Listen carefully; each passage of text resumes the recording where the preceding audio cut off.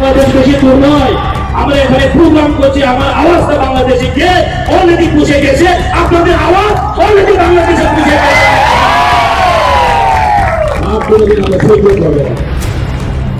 আমরা সহ্য করবো না, এই অন্যায়ের বিরুদ্ধে আমরা কোনো চুপ করে বসে থাকবো না। তার জন্য আমাদের মহারাজ আওয়াজ দিয়েছেন, একসাথে আমরা লড়তে হবে। আজ আমাদের খ্রিস্টানরা আছে এই রাজ্যে, কিন্তু তারা মাইনরিটি নয়। এটা বাংলাদেশ সরকার, তা জেনে রাখুন। এই অস্থায়ী সরকার জেনে রাখুন, এই রাজ্যে এই ইন্ডিয়া ভারতবর্ষ হচ্ছে হিন্দু মেজরিটি রাষ্ট্র, ওইখানে মাইনরিটি হলো, এখানে মাইনরিটি নয়। কাজে বাংলাদেশ সরকারের জন্য মশালা দিলে যে একটা হিউম্যানিটি মানুষ আছে, সবার একটা হিউম্যান রাইটস আছে, বেঁচে থাকার সবাই অধিকার আছে। এই বেঁচে থাকার অধিকারকে আপনি হরণ করতে পারবেন না। আমি যেখানে থাকো, বাংলাদেশে থাকো, ইন্ডিয়াতে থাকো, আমি সুইজারল্যান্ড থাকো, আমার বেঁচে থাকার অধিকার আছে, তাকে আপনি হত্যা করতে পারবেন না। এটা আমরা মানতেই পারবেন না বন্ধুগণ। আপনি একে মানবেন? আমরা কিন্তু মানতে পারবেন না।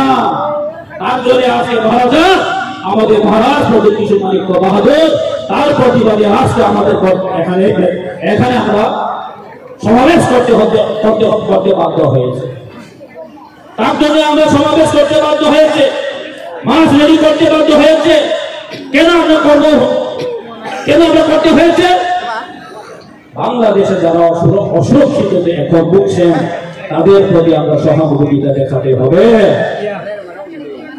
তাদের প্রতি আমাদের এখানে আমাদের আওয়াজ উঠাতে হবে।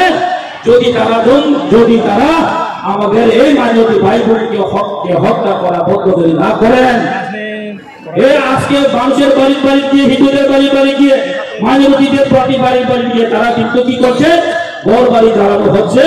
এই চক্রান্তকে বন্ধই করতে হবে। আপনি যদি বন্ধ করতে না পারেন, তাহলে সরকার থেকে চলে যান। এই অস্থায়ী সরকার আমাদের দরকার নেই। এই সংসদে এই অস্থায়ী সরকার কাজে আমরা একসাথে থানচার মধ্যে থাকতে হবে।